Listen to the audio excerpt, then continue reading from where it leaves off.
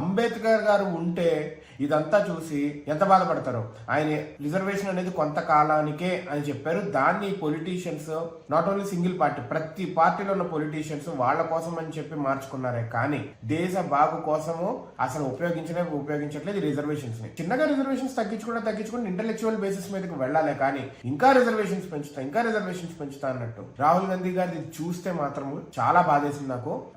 Lead of the opposition leader అయ్యుండి కూడా Indians oppose చేశారని చెప్పి, లేకపోతే లైక్ ఓటేసి గెలిపించలేదని చెప్పి పక్క దేశాలకు వెళ్ళి మీరు వచ్చి కాపాడండి అని అడగటం అనేది మన దేశాన్ని వాళ్ళ చేతుల్లో పెడుతున్నట్టే కదా.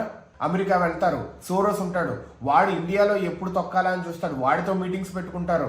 హిందూస్ ఫర్ హిందూస్ అనే ఫేక్ ఆర్గనైజేషన్స్ క్రియేట్ చేసి హిందూస్ మీద హేట్రెడ్ తీసుకురావడానికి. ఏంటి ఇది ఎంత? This is really bad. People have to tell. Congress వాళ్లే రాహుల్ గాంధీ కూర్చోబెట్టి అరే బాబు ఏంటి నువ్వు చేస్తున్న పని అని చెప్పి క్వశ్చన్ చేయాలి.